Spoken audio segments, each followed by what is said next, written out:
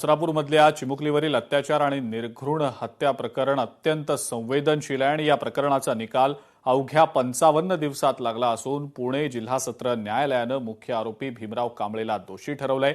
या संदर्भात शिक्षेची सुनावणी 29 जूनला होणार आहे। या प्रकरणात आता काही राजकीय प्रतिक्रिया समोर आलेल्या आहेत, त्यापैकी काही प्रतिक्रिया पाहूया। फाशीशिवाय पर्याय नाही। आरोपीला विचारायची गरज नाही, कोर्टाने फाशीची शिक्षा त्याला सुनावली पाहिजे। या हरामखोर आरोपीला मरेपर्यंत फाशीची शिक्षा त्या ठिकाणी मिळायला हवी। हा माणूस विकृत आहे। याच्या आधी सुद्धा दोनदा त्याने अशा पद्धतीचा प्रकार स्वतःच्या घरामध्ये केलाय। त्यावेळेला न्यायालयाने त्याला सोडून दिलं होतं।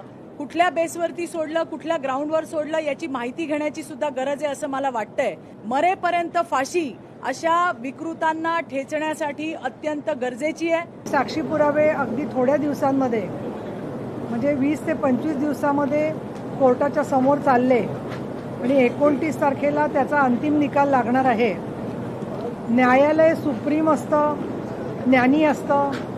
कायद्यामधून कशा पद्धतीने पुरावे समोर आलेले आहेत हे कायदा ठरवून मग न्यायाधीश सन्माननीय महोदय हे त्यातली शिक्षा देत असतात। न्यायालयाला देखील धन्यवाद दिले पाहिजे।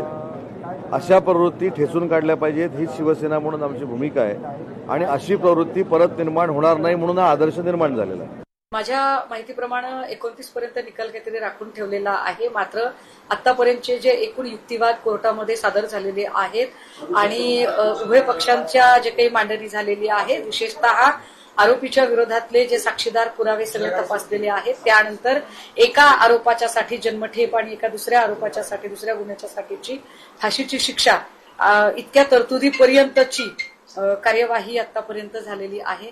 न्यायालयाची एकूण ही तत्परता आणि सक्रियता, गतिशीलता याचं मी निश्चित स्वागत करते।